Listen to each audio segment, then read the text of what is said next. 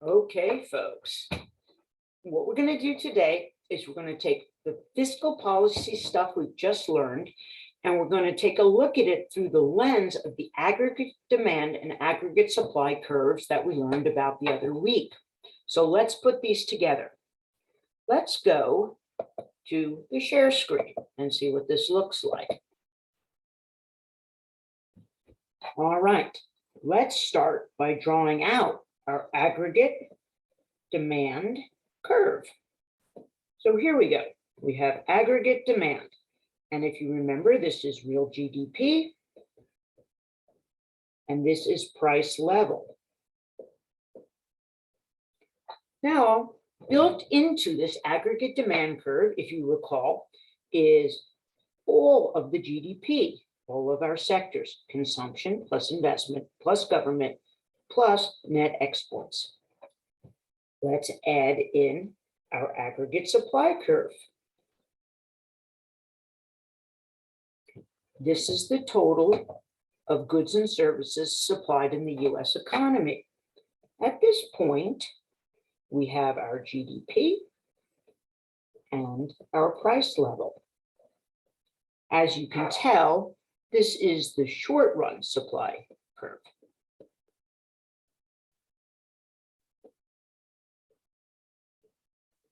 Now, what happens when fiscal policy gets involved?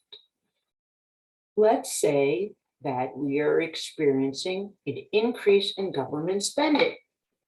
Which curve would that shift? Most likely, that is going to be a direct shift of the aggregate demand curve. And to which direction? If you said to the right, you are correct. A right shift shows an increase. Now, you may remember that the government doesn't have to put the full amount of money into the curve.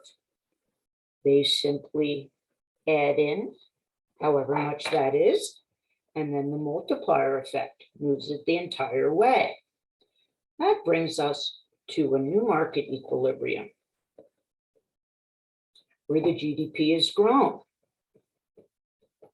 and the price level as well. There is, though, a chance that some of the fiscal policy is shifting the aggregate supply curve too. Let's erase this middle section and see how that might work.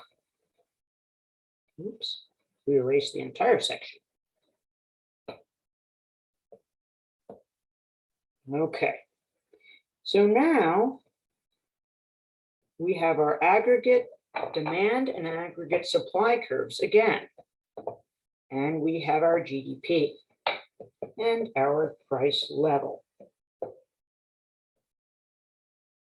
There we go. So we've already shifted our aggregate demand curve to our new one. But let's say some of that government intervention, that expansionary fiscal policy, has an effect on the supply curve as well. Perhaps it goes into health and education, or it comes in the form of subsidies. All of those things would increase productivity and reduce the price of resources. As we know from our last lesson, those types of things shift the aggregate supply curve to the right.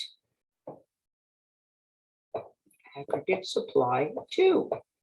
So now, reading off both aggregate demand 2 and aggregate supply 2, we see we've moved the GDP out quite a bit, while our price level was largely unchanged. Whether or not the price level will go up in the short run will have a lot to do with if one curve shifts more than another. But in this case, fiscal policy shifted both curves to the right about an equal amount. And what we get is an increase in GDP with no increase in the price level. And that's fiscal policy as seen through our aggregate demand and aggregate supply curves. I hope that helped. If you have any questions, you know where to find me. Send me an email or a Canvas inbox. Have a great day.